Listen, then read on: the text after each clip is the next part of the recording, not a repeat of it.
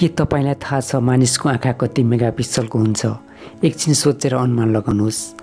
हाम्रो शरीरको महत्त्वपूर्ण अङ्ग आँखा हो। यसले हामीलाई संसार देखाउँछ। आँखाका बारेमा केही रोचक तथ्यहरू छन्। भिडियो स्किप नगरी अन्तिमसम्म हेर्नुहोला।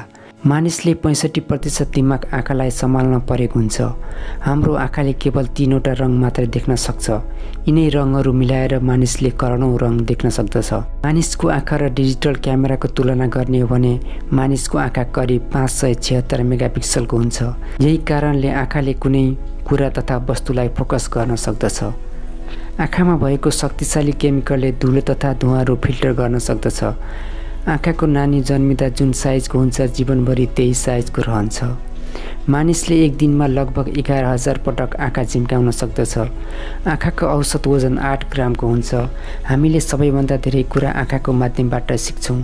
प्रकृतिमा यस्ता पनि रङहरू छन् जुन मानव आँखाले देख्न सक्दैनन्। नीलो आँखा हुने व्यक्तिको अन्यको दाँजोमा धेरै सफा देख्दछन्। उनीहरू रातिको समयमा पनि अन्यले भन्दा धेरै राम्रो देख्न सक्दछन्। संसारमा 5% मानिसको आँखा नीलो हुन्छ। मानिसको आँखा बाजको आँखाभन्दा 5 गुणा कमजोर हुन्छ। मानिसको आँखामा कोर्निया नामक एउटा टिस्यु हुन्छ जसमा रगतको सट्टा अक्सिजन बग्दछ। खासमा हामी आँखाले देख्दैनौँ, यसले त बाहिरको कुरा मस्तिष्कमा पुर्याउने काम गर्दछ। मस्तिष्कले बताएपछि मात्रै देखिएको कुरा के हो भन्ने हामी थाहा पाउँदछौँ। 1 सेकेन्डमा 5 पटक आँखा झिम्काउन सकिन्छ। शरीरका अन्य भागको भन्दा तेज मांसपेशी आँखामा हुन्छन्। एक साधारण व्यक्तिको आँखा हरेक सेकेन्डमा 50 अलग अलग वस्तुमा ध्यान केन्द्रित गर्न सक्दछ।